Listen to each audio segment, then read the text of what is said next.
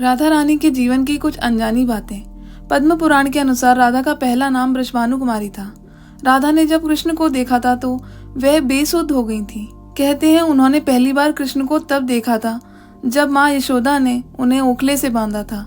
ब्रह्म वैवर्त पुराण प्रकृति खंड अध्याय 48 के अनुसार और यदुवंशियों के कुल गुरु गर्ग ऋषि द्वारा लिखित गर्ग संहिता की एक कथा के अनुसार एक बार नंद बाबा श्री कृष्ण को लेकर बाजार घूमने निकले थे। उसी दौरान राधा और उनके पिता भी वहां पहुंचे थे। दोनों का वहां पहली बार मिलन हुआ था।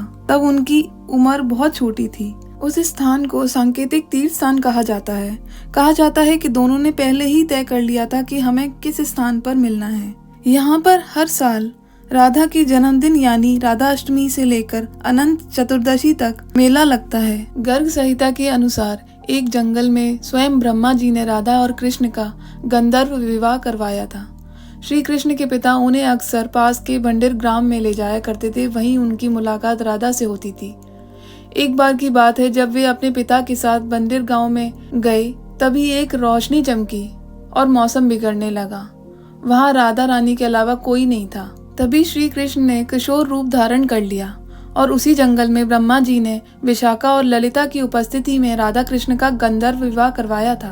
राधा के परिवार को जब पता चला कि श्री कृष्ण की मुरली सुनकर उनके प्रेम में उनके पास पहुंच जाती थी तो उन्होंने राधा को घर में ही कैद कर लिया।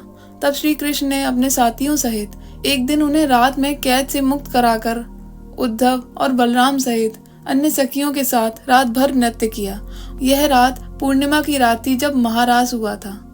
बाद में राधा की माँ राधा के कक्ष में गईं तो राधा उन्हें वहीं सोते हुए मिली। श्री कृष्ण और राधा में बहुत ही गहरा प्रेम था। ऐसे में श्री कृष्ण ने अपनी माँ यशोदा से कहा, मैं राधा से विवाह करना चाहता हूँ। यह सुनकर यशोदा मैया ने कहा, राधा तुम्हारे लिए ठीक लड़की नहीं है। पहला तो यह है कि तुमसे वह बड़ी है और दूसरा यह है कि उसकी मंगनी हो चुकी है। तब श्री कृष्ण नंद और यशोदा दोनों से ही नहीं माने। तब ऋषि गर्ग ने उन्हें बताया कि तुम्हारा जन्म किसी महान लक्ष्य के लिए हुआ है। तब श्री कृष्ण को राधा को छोड़कर जाना पड़ा। भगवान श्री कृष्ण के पास एक मुरली थी जिसे उन्होंने राधा को छोड़कर मथुरा जाने से पहले दी थी। राधा ने इस मुरली को बहुत ही संभाल कर रखा हुआ था। जब भी उन्हें श्री कृष्ण की याद आती थी वह उस मुरली को बजा लेती थी। श्री कृष्ण उनकी याद में मोरपंख लगाते थे और वैजयंती माला पहनते थे। श्री कृष्ण को मोरपंख तब मिला था जब वे राधा के उपवन में उनके साथ नृत्य कर रहे थे। मोर का पंख नीचे गिर गया था तो उन्होंने उसे उठाकर अपने सिर पर धारण कर लिया था और राधा ने नृत्य करने से पहले श्री कृष्ण को वैजयंती माला पहनाई थी। ब्रह्म वैवर्त पुराण के प्रकृति खंड 2 के अध्याय 49 के श्लोक 39 और 40 के अनुसार राधा जब बड़ी हुई तो उनके माता पिता ने रायाण नाम एक वैश्य के साथ उसका संबंध निश्चित कर दिया। उस समय राधा घर में अपनी छाया को स्थापित करके खुद अंतर्ध्यान हो गई। उस छाया के साथ ही उक्त रायाण का विवाह हुआ। इसी श्लोक में आगे बताया गया है कि भगवान श्री कृष्ण की माता यशोदा का वह रायाण सगा भाई था जो गोलोक में कृष्ण का अंश था और यहाँ यशोदा के संबंध में उनका मामा था। मतलब यह है कि राधा कृष्ण की मामी थी। यदि हम यह माने कि श्री कृष्ण यशोदा की नहीं देवकी के पुत्र थे तो फिर राधा उनकी मामी नहीं लगती थी। रायाण को रापाण अथवा अयन घोष भी कहा जाता है। पिछले जन्म में राधा का पति रायाण गोलोक में श्री कृष्ण का अंशभूत गोप था। कहते हैं कि राधा और कृष्ण की अंतिम मुलाकात द्वारका में हुई थी। सारे कर्तव्यों से मुक्त होने के बाद राधा आखिरी बार प्रियतम कृष्ण से मिलने गईं। जब वे द्वारका पहुंची तो उन्होंने कृष्ण के महल और उनकी पत्नियों को देखा। जब कृष्ण ने राधा को देखा तो वो बहुत प्रसन्न हुए। तब राधा के अनुरोध पर कृष्ण ने उन्हें महल में एक देविका का पद नियुक्त कर दिया।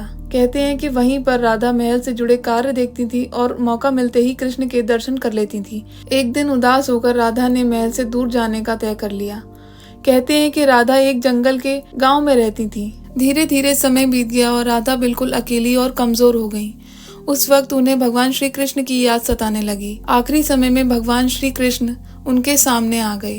भगवान श्री कृष्ण ने राधा से कहा कि उनसे कुछ मांग लें, लेकिन राधा ने मना कर दिया। कृष्ण के दोबारा अनुरोध करने पर राधा ने कहा कि आखिरी बार उन्हें बांसुरी बजाते देखना और सुनना चाहती हैं। श्री कृष्ण ने बांसुरी ली और बेहद सुरीली धुन बजाने लगे। श्री कृष्ण ने दिन रात बांसुरी बजाई। बांसुरी की धुन सुनते सुनते राधा ने अपने शरीर का त्याग कर दिया।